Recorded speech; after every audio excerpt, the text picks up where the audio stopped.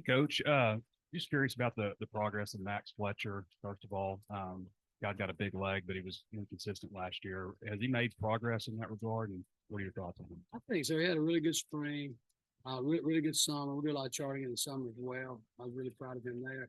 Today was our first day to punt live. I think out of his three punts, he hit what I'd call an A ball. Second ball is a B ball, so two of the three were pretty decent balls. But I think he's heading in the right direction. When I was at Georgia, Jake Kamar was a punter we had there, and Jake was a really good talent coming out, very much like Max. But his first year at Georgia, he had an okay season, but his second year, he was just off the charts. So I'm hoping to see Max do the same. I think that first year as a punter is a really tough task. Looking at kickoff, man, typically had somebody else kicking off besides Cam. Who's in contention for that now? I think I think we're in a good spot. Cam's had a really good spring, summer, and I think the start of fall camp's been good. We also have Devin Bell that transferred here, coming this spring. I think has a real shot, and then Blake Ford's another guy that's been on the team for a while.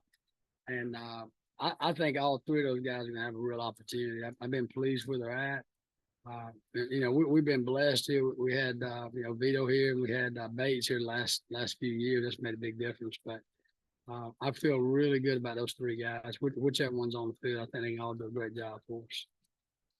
Given your brothers, would you rather have somebody besides Cam pick off just since he's already home field goals and free throws? Yeah, honestly, I have no preference on that. I think when a kid's a freshman, to be able to come in and kick field goals and then take those responsibilities is better.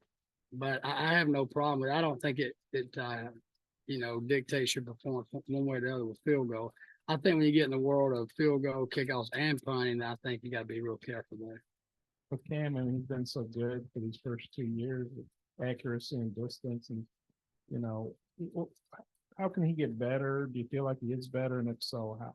In what way? Yeah, I think what we've talked about from day one. Let's be at 80% or better, and he's done that the last 2 years. I think he's around 83% in 2 years. But this year we'd love to hit that number of 90. I think if you ever can get the number of 90, then you can talk about having some opportunity for awards at the end of the season.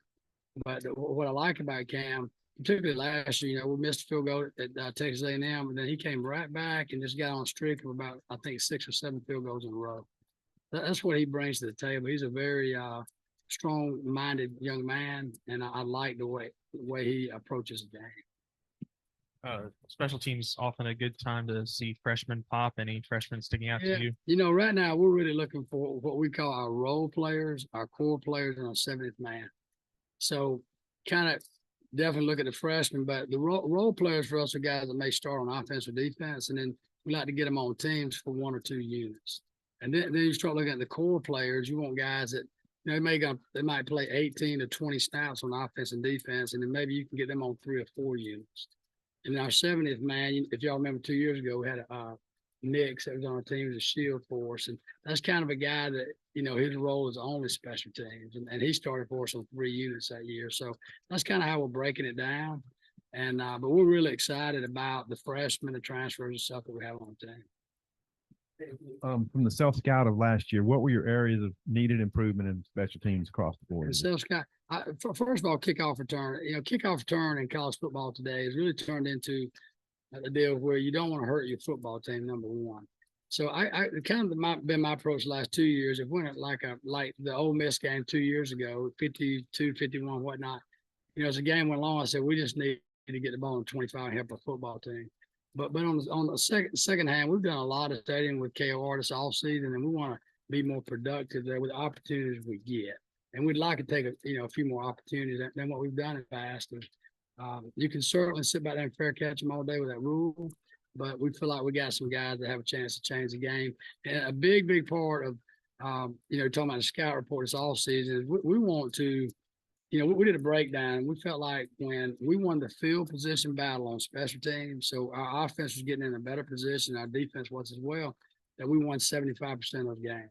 So that's something we're going to be real conscious of this year to try to help our football team with our punt return unit, our kickoff return unit, et cetera. But how I think you affect the game more than any other unit, obviously, is punt and punt return.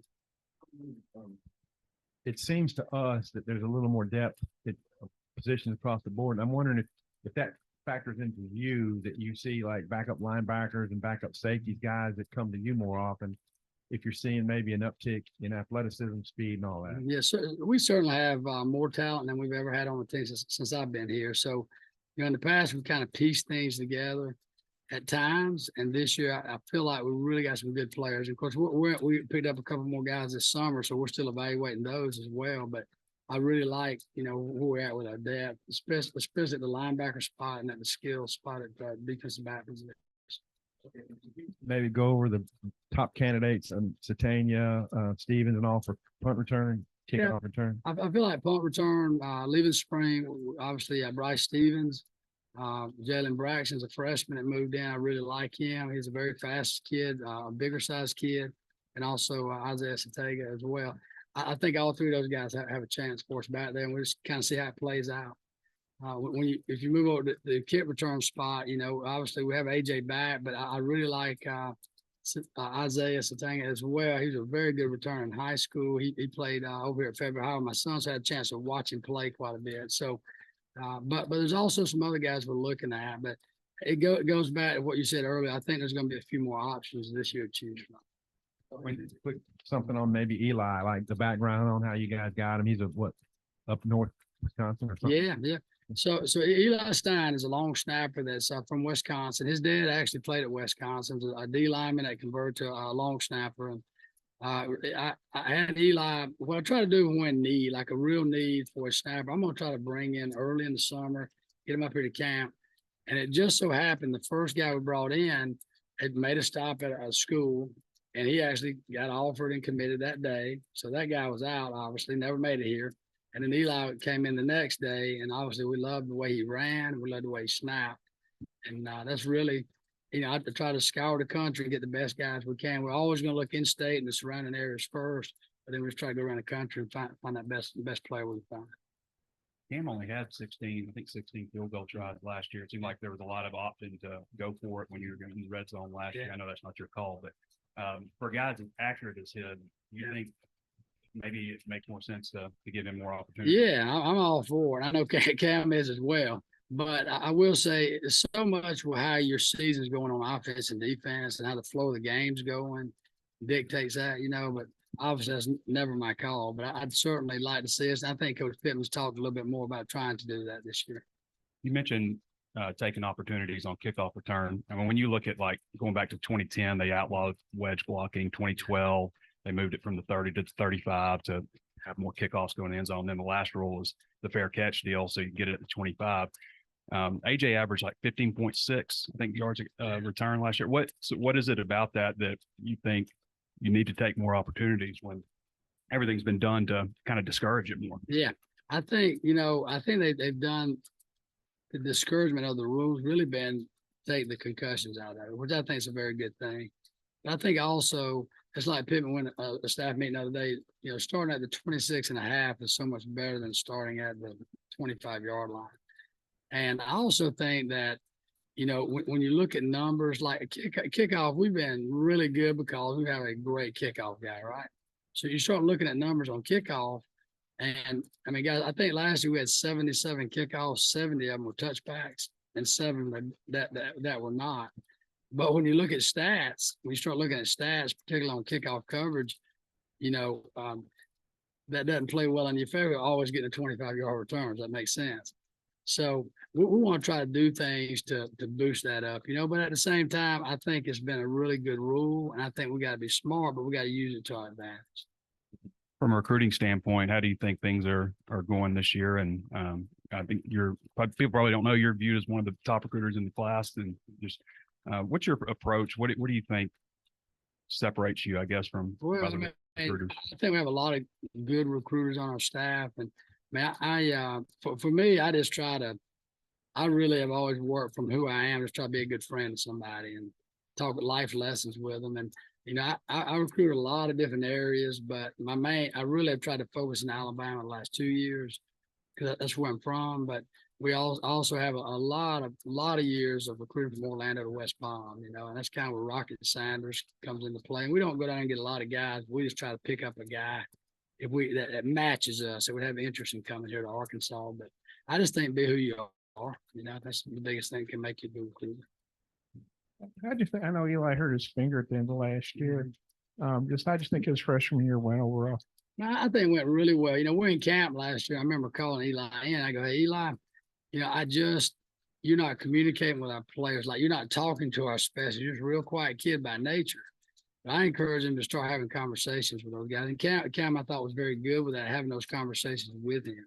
And because, as a young guy, you don't really understand what's going on exactly until you got to snap your first snap in the game. But I like the way he responded. And I'm from the South, he's from the North, so you kind of completely different people, but he comes from a really good home. I think that has a lot to do with his success. And of course, obviously his dad snapped in college as well. I can't think of any bad snaps he had. I mean, they always say about the great thing about a deep snapper is if you don't notice him, he's probably doing a good job. If you're not saying his name, I'm pretty happy. If you're saying his name, we got problems. So unless he's making a tackle. And Eli did make 2 tackles last year. I was proud of him, 2 solo tackles. And then is Max, I guess, is he your number 1 holder now with Reed gone? Or yeah, Max. So it's kind of a story with these holders. It seems to happen every year. But every time we take a punt, we say, hey, you got to learn how to hold. Nobody wants him to hold. Max last year, we were in camp, and everybody avoided Max like to play because he couldn't hold. He was learning, right? So, but that evolved into he was snapping in the bowl game last year. And Cam said he's one of the best he's ever had. So I don't know if he's doing that to boost his confidence or he feels that way, but I still think that's just Max working at his trade. Reed Bowers, same deal about 3 years ago. Nobody wanted him, and he worked his trade and got pretty good at it. And then I know it's probably a little technical, who would be your number 2 holder somewhere? Right now, probably Devin Bell. He's done a good job. He held a little bit at his previous institution. And reading up on Larko, man, that guy does it all. It's pretty good numbers. Kind of, what's the story on him getting here, and where could he play into the mix? So we always try to be 3 deep at kicker, punter, and long snapper. I know initially in your mind go, wow, why do you need that many guys? Well, you go through a season, right? And our 1 and 2 guy will always kick on Tuesday, Thursday, game day. Well, Monday and Wednesday, you need somebody kicking and punting to your return units, kickoff return, punt return. So that's where they can take a load off. Instead of Cam kicking Monday, Tuesday, Wednesday, Thursday, you can go 3 days a week. So I really try to that's why I do that. But where does Larko fit in? Larko did some really good things at UT Martin. And what I like probably best about him was he kicked against Tennessee at Tennessee. So he'd been in a big game. So I wanted to bring in a guy that had been in some games, that had done some good things that we could bring in here. You never know about injuries. Eli got hurt last year. We never want that to happen, but when they go down, you just don't want to miss a beat. Like an Ole Miss game, do y'all remember any bad snaps? Eli went down about right after halftime. We brought in some other people, and we didn't miss a beat, right? So that's kind of what you're looking for at every position. Well, one more. But the mechanics of, Cam's been kicking, Eli's been snapping, Max had, and he's held a little bit. But how did you feel about that 3-man, team on field goals and stuff? You're talking about being 3D. No, I mean those 3 guys together. Yeah, no. I think the more they're together, the better they become, and I think we're seeing that. Man, we come into camp last summer and we were rolling snappers. We're trying to see who's going to be the snapper. We're rolling them all the time. I know it's very frustrating for the holder and the kicker, particularly the kicker. But and then we settled in and we just kind of stuck with our 3 guys through the year. But it's good that they went in the they've been together all summer. I would say the bowl game, Eli was still out with injury. They had the summer and the spring, summer, and then of course fall camp. I wanted to follow up on something you said a minute ago, and I think I understood what you meant, but you were talking about the touchback percentage, and that 7 of them were returned. So did your stats show that you were tackling inside the 25 on a lot of those? So the question you have is, So the 7 we returned. yeah, do you want to kick down to the 1 and maybe try to pin people more? Is that what you? Yeah, it's kind of what you talk about game plan wise. If they have a dynamic returner, obviously you want all touchbacks. If they have a guy that you feel like you can pin inside the 25, same thing. It's all about field position battles. So we want to be able to do that if we feel like our personnel. And we've had some years here I didn't feel real good about personnel covering, so having a guy who could kick it out was really a big deal. But obviously, there's so many things you can do on a kickoff to dictate field position if you're willing to do it. So in other words, you'd be more willing to let's just don't go touchback. You'd be more willing to try for more pinning this year. Yeah, like you love to have a hang time, 4-0 hang time, 10 to minus 10 to the goal line, let's say, and then get a chance to try to pin inside of 25. You'd love to be able to do that. Okay, thank y'all very much. Yep.